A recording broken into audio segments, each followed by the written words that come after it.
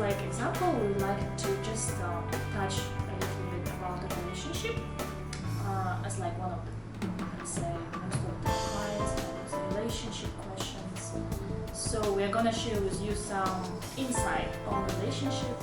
Relationships, as far as I see today, among millennials, is the main point. I would say is social media, which is creating a lot of inconsistency of how a relationship should be. I have seen people fall out of relationships because of minor problems, and those minor problems can be seen in social media, like what a man or a woman should or should not be doing, and yet it's like, hey, he's doing this, why aren't you doing it, So Yes. there's a lot of comparing between relationships, but what a lot of people don't see is that social media only shows the surface. It's like every single issue, it's always like an onion. They'll always see what you want to see outside, but how perfectly bad or how perfectly good or how bad is it, you have to dig a little deeper, because you can't see a worm is going in there, Exactly, and I want to say that movies, and not only social media, even movies that show us, a lot of stigmas around, and people, just example, if the woman doesn't cook at home, if the wife doesn't cook at home, but the husband likes to cook at home, for society it's not normal. They say that the woman is supposed to cook for her husband, but the husband shouldn't be doing the cooking part. Just example, you know? So that's one of the big stigmas, and I would say like children. This is quite a difficult topic in my opinion. Is that complicated? For children, how they were brought up with Cinderella, Snow White, that the man always have to come and save the woman, and the woman will be the damsel in distress or anything like that. But it's quite different nowadays, because they know there is a stigma between women and men, how they were portrayed in cartoons or even movies now. Like for example, Aladdin, the cartoon, and Aladdin. Have you watched Aladdin? Aladdin, yes, of course. Both? But I watched the original, the old version, the cartoon, Aladdin in the Russian version. Ooh, but I don't know. I think it's the same story, right? I'm not quite sure, but there's only two versions that I've watched, which is the Disney one. Another one is the newest one, the live action. So you can see a vast difference on how they portray Jasmine. Very, very big difference. In Aladdin, the live action one, she was portrayed as more of a strong, independent woman compared to a damsel in distress in cartoons as well. So the culture is shifting in terms of how they see men and women, which is good. But for us millennials that have been brought up by Disney, like the shift change, all that, there are a lot of people that has that certain expectations of their relationship, and what comes after that is this is where the real relationship starts to work. Is that once the first meeting, the honeymoon phase, and when you settle down, that is the fall in love with the emotions finish. Exactly. So after that is the real relationship working now. What are you gonna do then? No one portrays that.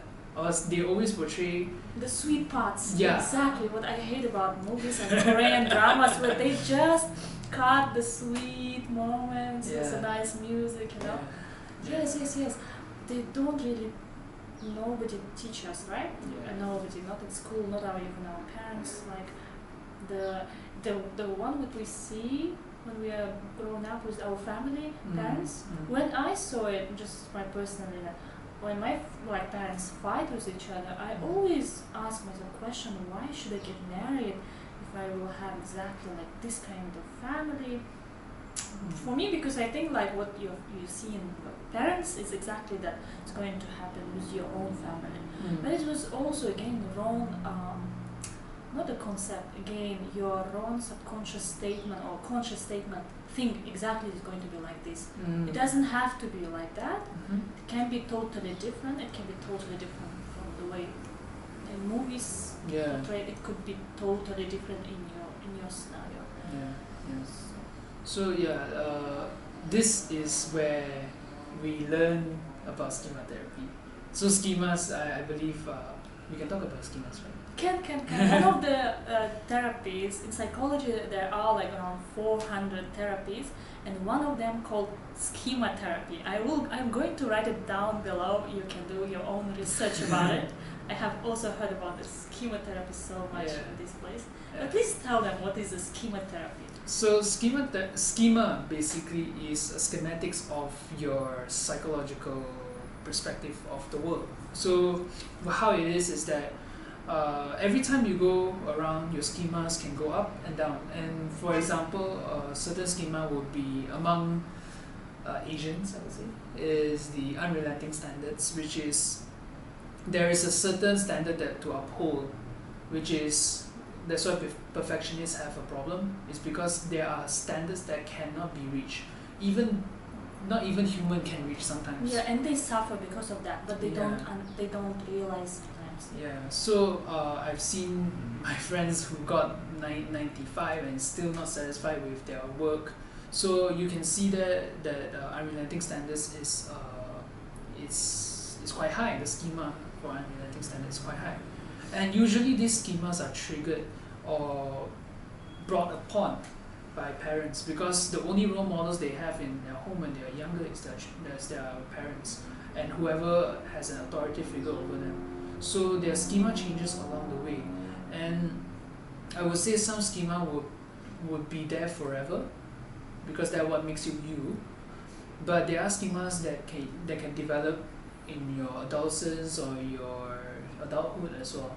So that's what schema is. And another way to put it is that if a parent can call you stupid, a parent would say like, hey, it's just a word, but to a child it means a whole lot different. So that is the point where the schema starts to kick in. If you're stupid, what does that mean? If I'm stupid, that means I'm not competent in doing what I do. That means I need to strive to be better. Okay, I need to start getting good marks. Shit, I can't. Yes. Yeah. I totally agree. Yeah. Just give you my personal example, just to give you like how it is. Like when I was young, I used to my relative comes to our home. I don't know how old I were, like 6 or 7 years, and she used to say, "Oh, the house is so messy. Why you didn't clean the house? Why you're waiting your mom to clean?" And then she did it that way that she like scolded me. So until now, I have this subconscious statement that, okay, if someone comes to your home as a guest, you make sure you clean the house before they come, and they will judge you, But this is not consciously, it happens to you like subconsciously. It's going on, it's like a rule for yourself. You when you were a child, you were like scolded or judged. For that person, for that relative, it's maybe just she didn't have a good day, or she just say it, But it's stuck to you whole life. It's stuck with me whole my life, but until now I realize it was just because of what she said to me. It hits you to a certain nerve, right? Yes, it's just like it's like that time I still remember, if it attached emotionally, if that thing happened and you took it emotionally, it means how to say in English, it's gonna stay with you all the time until you realize that it's just that incident happened. So coming back to relationships, right? So like I said, everyone has different schemas, and sometimes we tend to find a person that put us in the same position that we were in. If you look at a partner that you have meet very at a short period of time, this is what the book says as well by Jeffrey Young, is that if you meet someone who you suddenly fall in love, like the love at first sight, they would say, Jeffrey Young was saying not to follow that too closely, because that is where you are unconsciously putting yourself in the position where you are constantly being in a routine of self-defeating behaviors.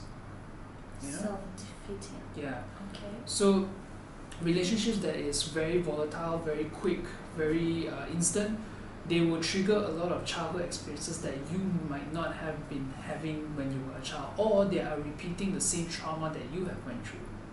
That's why it feels very comfortable and feel very predictable. Yes, that's the word, predictable. Because if I am able to predict something that is going to happen, even if it will hurt me really bad, I will still continue because I know what's going to happen next. Instead, you would rather go out of your way, find someone new, and find someone that is different. Because if you're finding someone different, that means there's a whole different ballgame. You don't know what's going to happen. That creates a lot of anxious feeling, and there's no sense of security. So that's why a lot of people are not open to new experiences, as in like bungee jumping or different life experiences. Yeah, that they don't know how the result, final result going exactly. to be.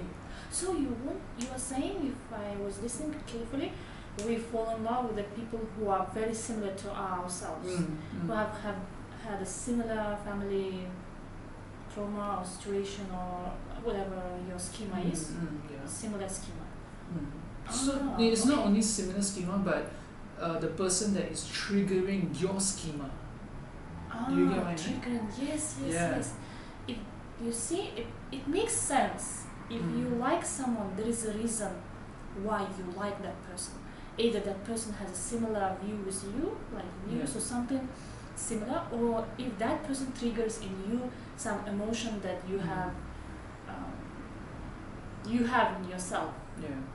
Or exactly. Yeah. So there are some people that say, why you're in a relationship as if like she's your mom, like that, So maybe that guy has issues with his mom before, and he's unconsciously found someone that replaced the mom figure of his life that he has been missing.